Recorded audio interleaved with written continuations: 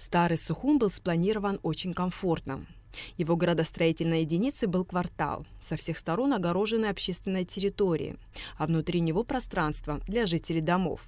Микрорайонная застройка началась в поздний советский период, что, по словам главного архитектора Сухума Беслана Багателя, было исторической ошибкой.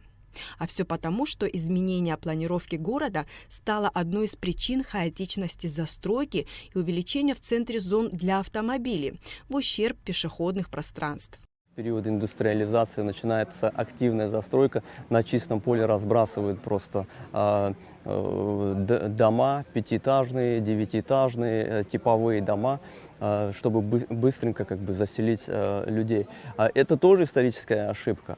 Это историческая ошибка, потому что город не должен был так развиваться. Мы начинали с квартальной застройки, идеальное строение города, а перешли к микрорайонной застройке.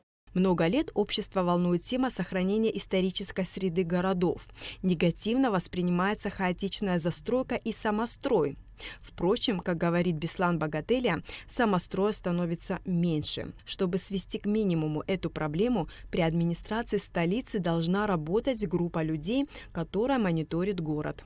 Проще остановить стройку на этапе фундамента. У нас есть такие строения, которые уже несколько этажей застроены, но у них нет никаких разрешительных документаций. Мы будем бороться с этим, будем делать предписания и будем как-то договариваться с застройщиками. Что конкретно я вижу в будущем, как с этим бороться и как с этим работать? Нам необходимо создать какую-то внутри отдела архитектурного, какую-то бригаду, можно так сказать, из надзирателей, которые будут регулярно курсировать и будут инспектировать город. Призываю всех, вам будет намного удобнее, всех застройщиков, кто планирует что-то строить, вам будет намного удобнее строиться, если вы предварительно проработаете свой генплан своего участка. Недавно начались работы по реконструкции фасадов памятников архитектуры. Одно из таких зданий на пересечении улиц Ардзинба и Воронова.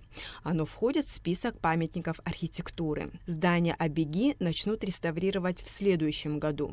В Абхазии приняты градостроительные и строительные кодексы, где расписаны принципы проектирования транспортной, социальной, инженерной инфраструктур, приоритеты сохранения исторического наследия, зеленых зон, экологической безопасности. Город будущего, говорит Беслан Багателя, это город для людей. Не должно быть каких-то спальных районов, отдельно стоящих где-то. И не должно быть такого зонирования, где нам необходимо передвигаться на автомобиле.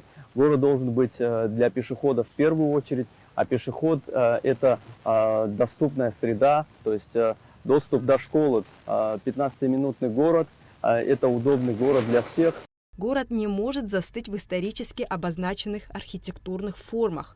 В нем должны появляться современные здания, органично вписывающиеся в старую среду, говорят специалисты. Вопрос только в качестве вновь возводимых сооружений.